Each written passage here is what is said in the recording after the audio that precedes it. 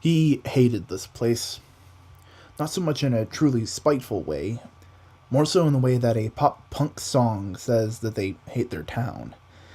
An ambivalent angst, the kind of thing that only results in a frustrated sigh and a deep seated feeling of melancholy in the person afflicted with it.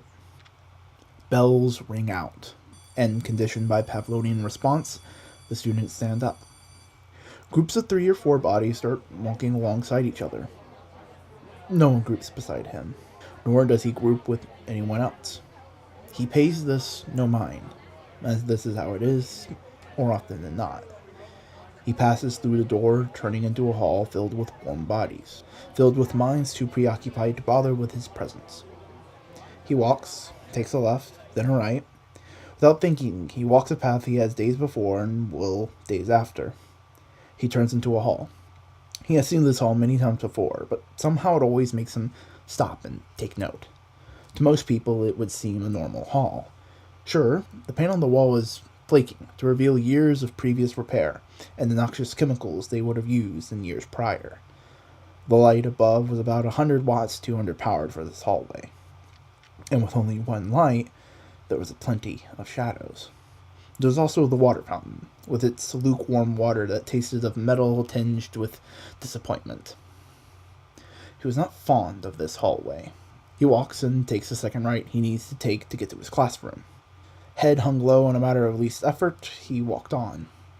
He walks, takes a left and then a right. Without thinking, he walks the path as he has days before and will days after.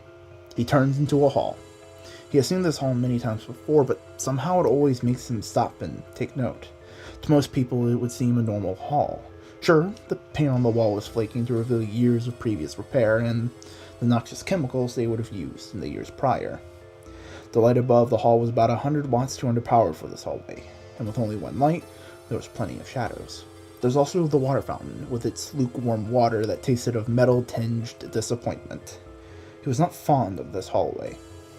He furrows his brow. The thought crosses his mind that if he does not hurry, he may arrive late. He looks up and notes that he just needs to take the second right. He quickens his pace to a brisk walk.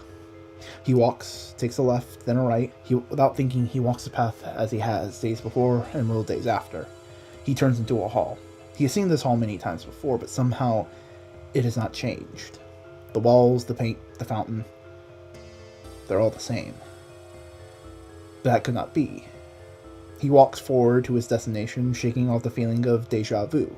He takes a right, and there before him was the same hallway. Shadows and all. Then the bell for class began to ring.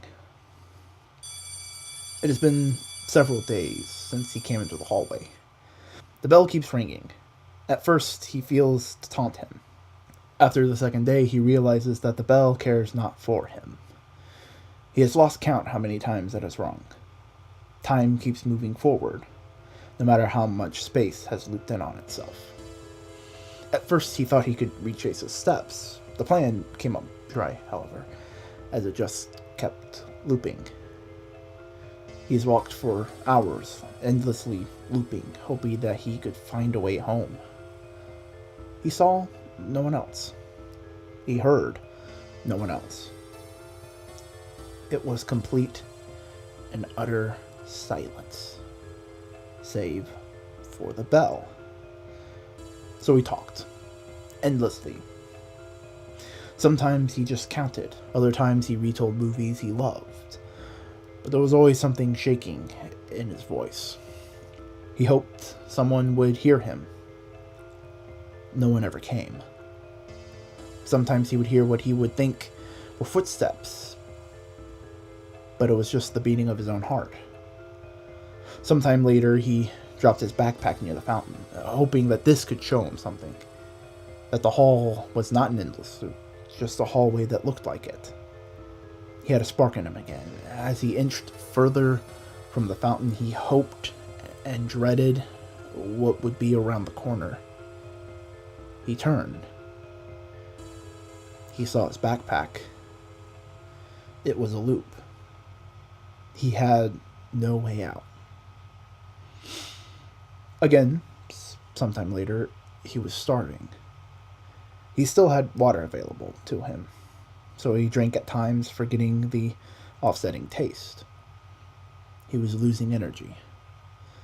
Options dwindling, he took the blade from his cheap dollar store pencil sharpener.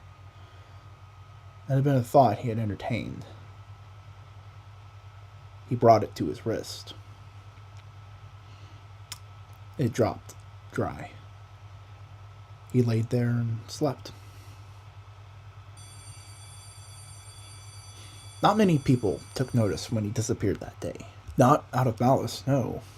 More a feeling of disconnect from him. No one thought much of the fact that he did not show up for the rest of the day. Later, when he did not come home, he was announced missing.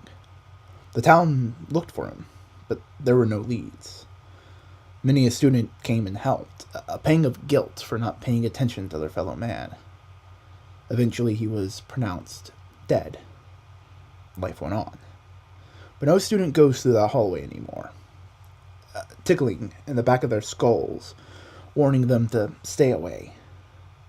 They wouldn't want to go there anyway, because the hallway reeked of death.